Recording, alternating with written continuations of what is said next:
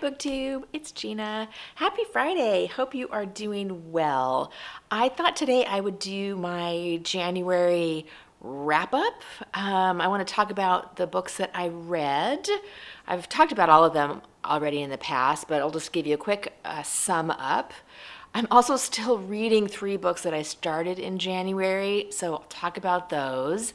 And then my new addition to this wrap up is I want to reckon with the books that I bought in January. So I will also share out the numbers of books that I bought and where I got them, etc. I bought a lot of books in January, which is okay by me. I'm enjoying my book buying / collecting phase right now. I did also pull a bunch of things off of my shelves to get rid of, which I talked about in my unhaul video. I'm not going to share an entire list of what I'm getting rid of because there's a lot. Some of them are going to Goodwill, and some of them I'm going to try and sell because I've got some that are fairly newish that I've read that I know I don't need to keep. And I have a few that I'm going to show you. Actually, let's start with that. So the books that I bought in January that I have not yet shared with you because they hadn't arrived yet are The World of Rosamunde Pilcher, which is a biggish sort of coffee table book that just has clips, photos. I don't think there are really photos necessarily of her specific home, but like there's one of afternoon tea at the Ritz that's got some quotes next to it from her books, and I just love this. I tell you, once you start going down the thrift books rabbit hole, it is very difficult to come up. But luckily, the thrift book sticker, sometimes I know those can be a problem. They came off super easily, so that was really nice. I also bought this Christmas with Rosamunde Pilcher, which is one I've been wanting to buy. It's a smaller Finnish coffee table book that I'm going to put in my Christmas collection, but it's all about the way that they spend their Christmas, and there are some beautiful family photos in here, which I love, and there's a short story near the end that I will dig into when Christmas time gets here. Those two both came from thrift books, and I'll wrap up with those at the end here when I include my totals.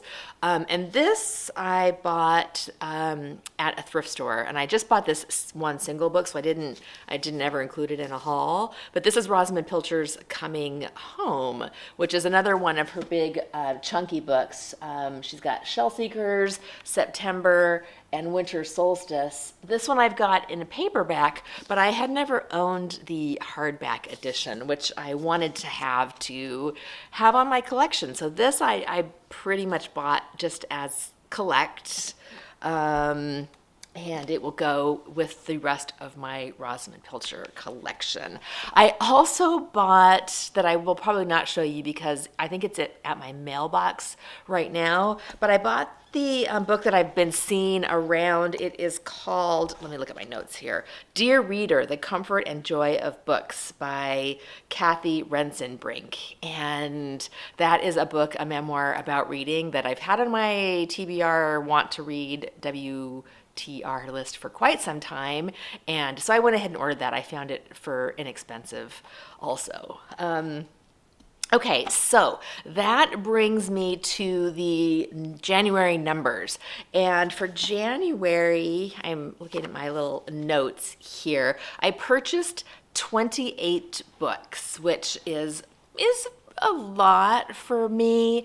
But I've talked about this before. I'm actually, got a cat host back here. I'm actually not trying to limit my purchases this year. I'm not trying to stop spending money on books. I love buying books.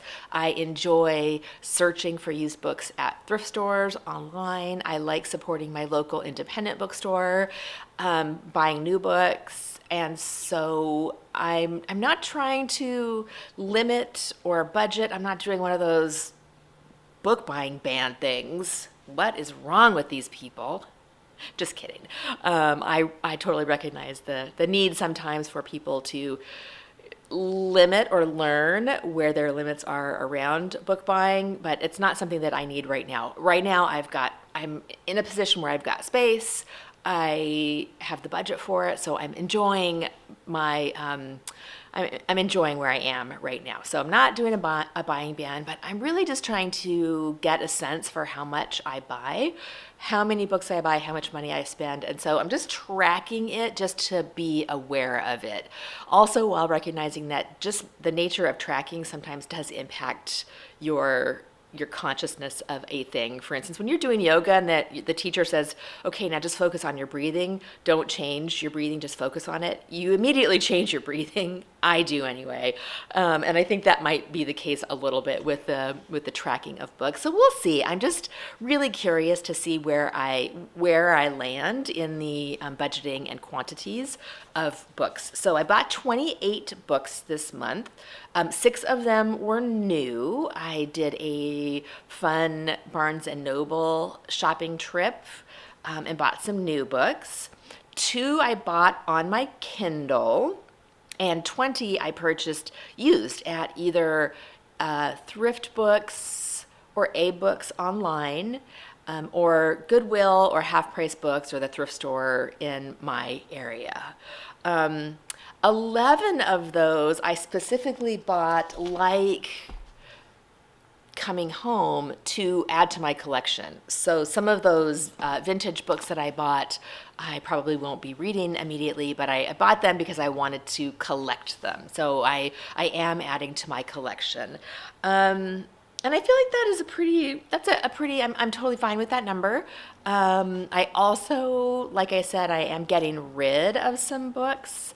And so I've got space on my shelf for all of the new things that I purchased, which is really the only thing that I try to be conscious of when I'm buying or getting rid of books is my space. Because I start to feel anxiety when I have piles of books all over the place. I like them to be contained. Now, I do have a couple of book stacks that I just consider a shelf, even though they are a pile, because I do like the look of a stack of books kind of piled up. As long as it's contained, when I start just getting kind of random piles all over the place, that's when I start to feel a little bit of anxiety. So getting rid of some books, I'm buying some books, and I'm really, really happy with my purchases this month, which other than these 3 that I just showed you, I have hauled, I think, all of them over the month of January. So my January reading wrap up, I read 4 books in January, and that's probably a little bit lower than my normal, but I have also been watching some TV recently. I did a subscription to BritBox, which I love. So I've been watching Hetty Wainthropp Investigates, and with Patricia Rutledge, who's one of my all-time favorite actors. I've also been watching As Time Goes By with Judi Dench, another favorite. And I've been watching Waiting for God with Stephanie Cole.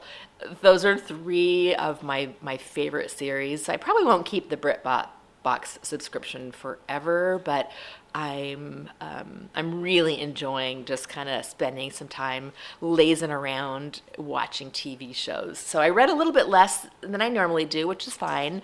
But I didn't love a lot of the books that I read last month. So I finished The Joy and Light Bus Company by Alexander McCall Smith, which was pretty typical. I think might be the end of the road for me with the Alexander McCall Smiths, but I checked it out at the library, so those will be ones that I maybe read in the future when I can get them on hold on my Kindle at the library, but I won't be buying those anymore. I think they've run their course.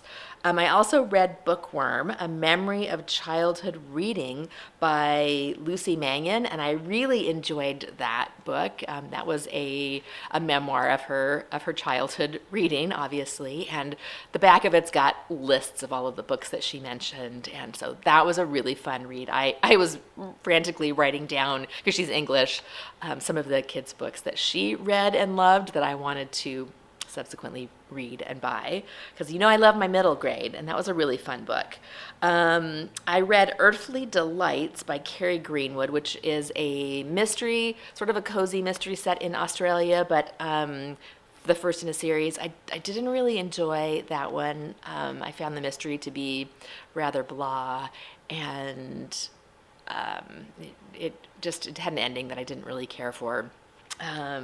So I won't probably be continuing with that. And then I read Near Neighbors by Molly Clavering, which is one of the Furrowed Middlebrow reissues. I read that one on my Kindle, and I loved that. I absolutely loved it. It was one of my all-time favorites. That's was a very sweet story of a elderly. I think she's in her late 60s, which doesn't seem that elderly to me the closer that I get to it.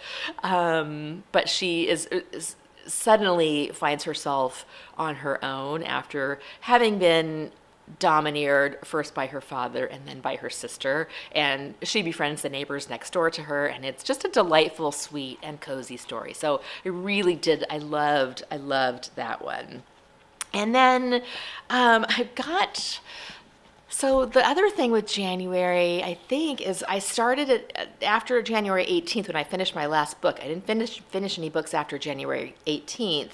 I was also then started The Black Prince by Iris Murdoch.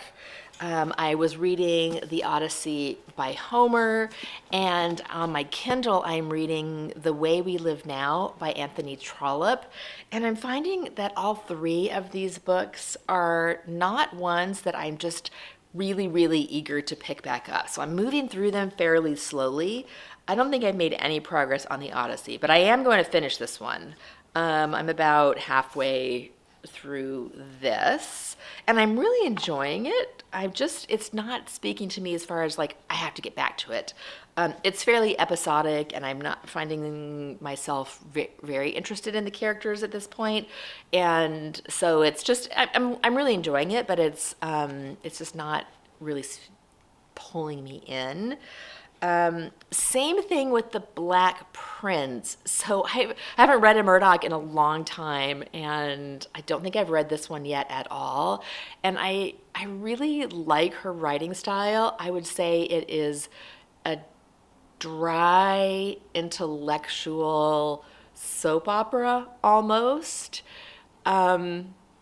With virtually no setting. And you guys know I love my setting, so I love setting details. And this Murdoch is not much on setting. She's more of she talks about art and literature and the deep things about life. And this one's all about an author who thinks he's very, very deep and intellectual, and juxtaposes him with his best friend, who is a popular author who they sort of despise each other and love each other at the same time.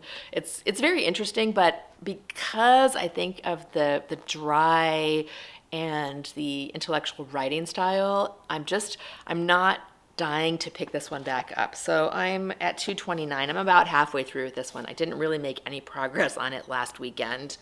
And then The Way We Live Now by Anthony Trollope. I love Trollope. However, this book, on a past video, I talked about the tropes that I didn't like. And the trope that stressed me out the most was wrongly accused. This does not have wrongly accused in it, but it has another trope that somebody mentioned in the comments of that video of people in dire financial straits. And I find that, and that's what this is really about. It's about financial trickery. It's about some young men who are trying to finagle their way into wealth. And they are sort of, one of them is trying to marry a wealthy woman who I suspect is, it may not be as wealthy as they are pretending to be. I don't know. But I'm finding that it's a little bit anxiety provoking with this, people tricking each other and people getting wrapped up in these financial difficulties inadvertently. Some people are like good characters, but they're getting caught up in all of this. And it's a little anxiety provoking. And I'm reading that one on my Kindle in bed. So it's not necessarily a good kind of relaxing evening read, just because it's got a lot of those anxiety provoking elements. So the 3 books I'm currently reading, I'm kind of not super eager to just pick up and jump into. So I might just kind of pick something else up. Here's the thing, I don't want to pick up too many other books because I don't want to end up DNFing these. I do want to finish them, but I need something else to kind of get me going. Oh, I did forget though. I am also reading, this is February, this is not one that I started in January, but I am doing a buddy read of Dorothy Whipple, Greenbanks, with my friend Gina House. And so that's a perfect foil for these other books because I'm absolutely loving it. But that one is a February read, not a January read. So I now currently have 4 books going, which is probably enough. I just need to get through these piles. And I do want to read The Sea with Sandy at Miss Reads a Lot's 1001 Book Club. But I'm struggling with this. I want to finish this first and then move on to that. So hopefully I will be able to finish these 2 Iris Murdochs this month. We'll see how that goes. So I think that is it. That is my January reckoning, what I finished, what I'm still working on, and I think next time maybe I will talk about what's cheering me up. I think I'm due for a what's cheering me up video. Anything cheering you guys up right now? I hope that you've got some fun plans for the weekend. I'm going to do a little book shopping trip with my friend, also mentioned Sandy at Miss Reads a Lot. We're going to meet for some book shopping tomorrow when I am going to the bookstore to sell my books. So I'm really excited about that. And I may take a picture, I may grab some video. I don't know, I'm not very good at doing vlogs yet. So we'll see if I can capture some of that. So hope you have a great weekend and I'll talk to you later. Bye.